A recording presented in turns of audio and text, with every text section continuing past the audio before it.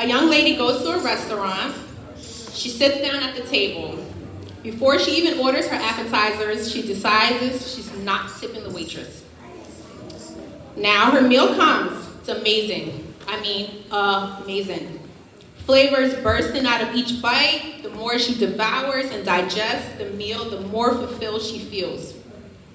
Now while eating, she notices her waitress hustling from table to table, making sure that all her guests are taken care of. Bear with me, I lost my place. I wear glasses and I don't have my glasses. That's okay. Okay, she notices making sure that all her guests are taken care of. And for a split second, this young lady considers the hard work of her waitress. But that second isn't long enough to make her change her mind. She still is sticking to her decision. She is standing firm on not tipping that waitress. Now during this time, the waitress comes, she checks her table, she brings her supplies, she brings her beverages to make sure that she does not thirst. She returns to the table to ensure that she's filled and satisfied. By the end of the meal, she brings back the check, and girlfriend takes her time to look over that check. Because let's be real, we're in a recession, don't nobody got time to be overcharged. So now she's comfortable because she feels that she's been priced accordingly. She gets down to the bottom line. Dun, dun, dun. Tip.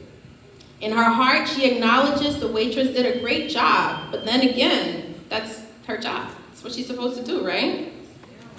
It's not like she prepared the food. She only delivered it to the table. So after weighing this thought back and forth in her mind, she decides that she is not tipping the waitress. She's just going to thank her internally. Crazy, huh? Well, ladies and gentlemen, let me tell you that majority of us do this to our pastors. Through their discernment, they bring forth the word. Here at Freedom, we've been blessed to experience some amazing sermons. I'm talking the type of sermons that cause you to have chills and to raise holy hands. Talking the type of sermons that cause laughter and tears. The type of sermons that make you jump up out of your seat, hanging on to every word from the preacher. Through dedication and sacrifice, our pastors meet us where we are in our brokenness and redirect us to the Word of God.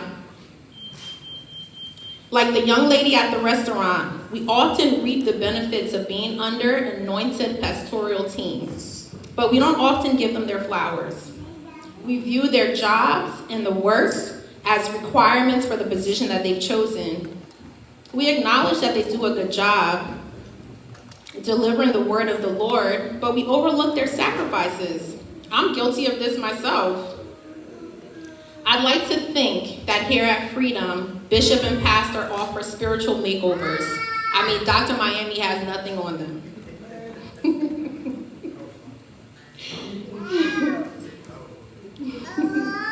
Bear with me, guys.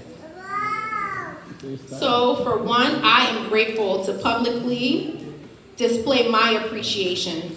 So if they have ever prayed for you, if they have ever prayed with you, if they have ever counseled or advised you, if they've ever wiped your tears or held your hands during tough times, if they have ever visited you on your sick bed or sympathized with you during times of bereavement, if you have been a recipient of a spiritual makeover here at Freedom Christian Worship Center, please rise to your feet.